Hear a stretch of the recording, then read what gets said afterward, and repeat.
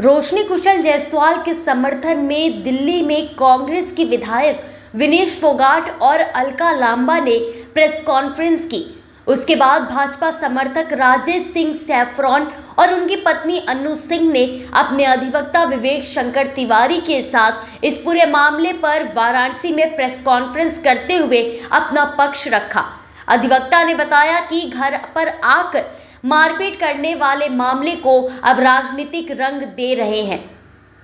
इस दौरान राजेश सिंह सैफरॉन ने कहा कि हमने ऐसी कोई धमकी दी ही नहीं है जैसा कि वह वीडियो में बता रही हैं।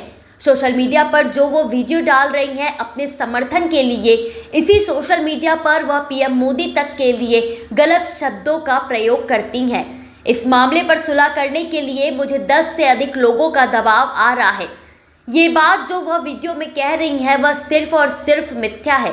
मैंने उनसे ऐसी कोई बात नहीं कही है और हमें जब तक न्याय नहीं मिलेगा यह लड़ाई तब तक जारी रहेगी।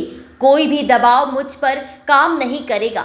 जी, अब शाम को 4 बजे करीब कांग्रेस की नेत्री अलका लांबा जी और विनेश फोगाट, ठीक है, वो मेरे विरुद्ध प्रेस कॉन्फ्रेंस की, तो मुझे भी तो काउंटर करना पड़ेगा ना, सच्चाई सामने लाने के लिए कि भाई ऐसे तो सब लोग सोचेंगे ना कि भाई दोषी हैं हम। बलात्कार की धमकी हम कहीं दिए ही नहीं है।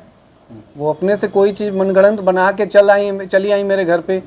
अगर धमकी जो दिए थे वो कोर्ट में दी होती तो हम जेल में होते ना, कि वो जेल भाग रही होती। इसलिए मैंने कोई धमकी नहीं दिया है। क्या सोशल मीडिया पे पोस्ट हुआ करता था? आप सोशल मीडिया पर वो 4 साल से मेरे देश के यशस्वी प्रधानमंत्री जी को नपुंसक तक से बोली हैं। न वो पुरुष है न महापुरुष है, बीच के हैं। मैं एक भाजपा का कार्यकर्ता हूँ, मैं भाजपा का सपोर्टर हूँ और मैं सनातनी हूँ। देश के हिंदू देवी देवताओं के लिए आप ये देख लीजिए, जो भी हिंदू है इसको देखने के बाद किसका खून नहीं खोलेगा, ठीक है। तो क्या ये सोशल मीडिया की लड़ाई जो थी वो सोशल मीडिया तक ही थी या पर्सनल भी थी? एकदम पर्सनल नहीं थी। जरा से आप पूछ लीजिए, कभी ना उनको हम कॉल किए होंगे, ना उनके इंस्टाग्राम पर गए होंगे, ना फेसबुक पर मैसेंजर में गए हैं, कभी बोल दे वो। तो क्या इन सब के बाद भी क्या दबाव बनाया जा रहा है आपसे? क्या इसको सुलह समझौता? मुझे कम से कम 10 लोगों का दबाव आ चुका है। आप कहेंगे तो मेरे पास ऑडियो भी है, हम वो रिलीज करवा देंगे। वीडियो भी है। उनके रोशनी कुशल के पिताजी कचहरी में सरेआम सबके सामने पैर पकड़ लिए मेरा, उसका वीडियो भी है। हाथ जोड़ रहे हैं, उसका फोटो भी है। कह रहे हैं कि बेटा माफ़ कर दीजिए, गलती की है, जैसे आप कहेंगे उसी दरवाजे पर वो जाके माफ़ी मांगेगी।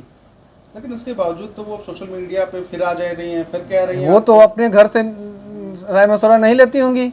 उनके पिताजी कुछ और कर रहे हैं, उनके रिश्तेदार कुछ और कर रहे हैं, उनके चाहने वाले, उनके शुभचिंतक कुछ और कह रहे हैं। आके हमसे, हमारे वकील साहब पर दबाव डाला जा रहा है। तो क्या अब आगे की क्या लड़ाई रहेगी? क्या मतलब लड़ाई हमको जब तक न्याय नहीं मिलेगा तब तक हम जारी रखेंगे। किसी चीज़ का डर भी है क्या? सरकार से कुछ कहना चाहेंगे? सरकार से हम बोलेंगे सुरक्षा के लिए। डर है लगातार आपको? एकदम डर है। अच्छा, वो बार बार वो उस वीडियो में भी वो कह रही थी कि 4 साल से वो मतलब शॉर्ट में आप नाम लिख रहे थे और अचानक फिर पूरा नाम लिखे, तो उस पे वो आपका मान लीजिए इनका नवीन नाम है अनुज है, अनुज सिंह, ठीक है। हम अगर एएस लिख रहे हैं तो एएस पूरा दुनिया में एएस अनुज सिंह है केवल, यही नहीं, वो नहीं है। मेरी बात वही है, रोशनी कुशल जायसवाल उनका नाम है, मैं रोकूजा लिख रहा हूँ, ठीक है। तो रोकूजा का मतलब क्या है? आप वही हैं?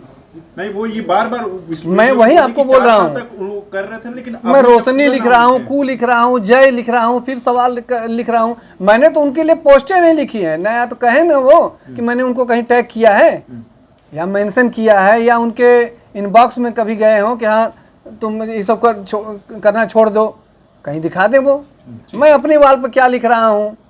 आप डाटा रब तो लिखा नहीं हूँ, सन आप तो लिखा नहीं हूँ, ठीक है ना। तो वहीं प्रेस कॉन्फ्रेंस के दौरान अधिवक्ता विवेक शंकर तिवारी ने भी कहा कि इस पर एक्शन निश्चित रूप से लिया जाएगा, क्योंकि ये वक्तव्य राजेश सिंह के सम्मान को गिराने का वक्तव्य है।